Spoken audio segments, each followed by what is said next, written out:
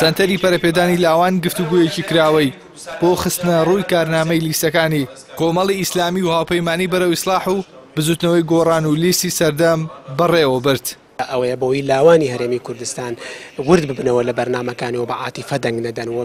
دەنگ بە بەرنامە بدەن و دەنگ بە قوارە سیاسیەکان نەدەن و بەرنامەکانیشیان لا گرنگ بێ. بۆیە ئێمە نوێنەری قوارە سیاسیەکانمان بان کردو و بەرنامەی و ئەنجێدای خۆیان بۆ هاوڵاتیانی هەرێمی کوردستان بخەنە ڕوو. کۆمەڵی ئیسلامی لە 4 ساڵی ڕابردووە بەکردەوە بە هەڵوێستەکانی فراکسیۆن عومەر گوڵپی کاندیدی لیستی کۆمەڵی ئیسلامی لە وتێکیدا ئاماژەی بۆ کرد کار دەکات بۆ هەڵوەشاندنەوەی سیستەمی پاشەکەوتی موچە و باشکردنی موچەی خانشینان بە شێوەیەک لە 400,000 دینار کەمتر نەبێت. لە بواری موچە و ژیانی خەڵکدا ئێمە کارەکەین بۆ گەڕانەوەی موچەی پاشەکەوتکراوی خەڵک چ بە نەقدی و قستی مانگانە چ بە حساب بانکی کە بتوان سوودی لەوەرگرن بۆ پێدانی ڕسومات و سزا و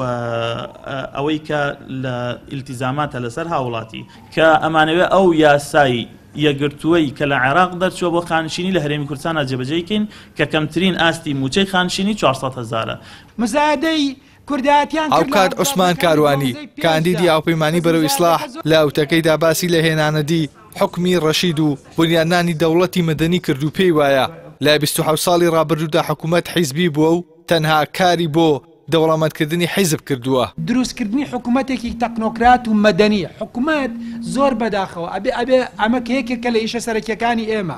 ئێمە ئەمانەوێت لە پەرلەمانداوە لە پەرلەمانە تەحەدای حکوومەتی حیزبی بکەین کە بەڕاستی حکوومەتی حیزبی ئەم دەسەڵاتە ئیفلیس کردووە ئەم گیانی خەڵکی ئیفلیس کردووە. دروستبوونی ئێمە بۆ گۆڕین بۆ لە سیستمی سیاسی و ئیداری ئەوکات لە دیبیتەکەدا دلێر عەبدولخالق کاندیدی لیستی بزوتنەوەی گۆڕان لە وتەیەکیدا ڕایگەیاند کار دەکەن بۆ دابینکردنی هەلی کار و دامەزراندنی گەنجان لە ڕێگەی بەگەڕخستن و چالاکردنی دامەزراوەی ئەنجومەنی ڕاژەی گشتی هەرێمەوە تا دەرفەتی یەکسان بۆ دامەزراندن بێتە ئاراوە. قەیرانی قوڵ لە هەرێمی کوردستان یەکێتی و پارتیە لەبەرەوە دەنگدەرانی هەرێمی کوردستان لەم هەڵبژارنەیە لەبەردەم بە پرسیارەتێکی گەورەدان کە دەنگ بە بەدیلەکانی یەکێتی و پارتی بن دەنگ بەوانە بن کە ئەتوانن گۆڕانکاریان بۆ بکەن. 27 ساڵ تەمەنێکە ئیتر تا ئێستا تێنەگەشتین پارتی و یەکێتی لەمە باشتریان بۆ ناکرێ بڕاتە بێ دواتریش تێناگەین. ئەو بودجەی کە هەرێمی کوردستانێتی بەشی سەرجەم هاوکات بەختیار کەریم کاندیدی لیستی سەردەم لە گفتوگۆکەدا ئاماژەی بۆ کرد لە پەرلەماندا کار دەکەن بۆ هەموارکردنەوەی یاسای وەبەرهێنان و بەهێزکردنی ڕۆڵی دادگاکان تا کۆتایی بە خۆڕەخکاری بهێنرێت. یاسای وەبەرهێنان هەموار کردەوە لە مەساڵی خەڵکی هەژار و کەم دەرامەت تا بێ من پێم وایە ئەگەر بە وەودی سەیری یەکەن نیشتەجێبووەکانی هەرێمی کوردستانکەن ینی 3-4 شقی دروست کردووە لە پەنیا 3-4 ڤیلای دروست کردووە هەرێکەی بە زمانە بازاڕەکە بڵێن بای 38 دەفتەر ئەمانەیە یانی ئەمانەیەکێکە لەو گرفتانەی کە خەڵک بێ باجەکەی بە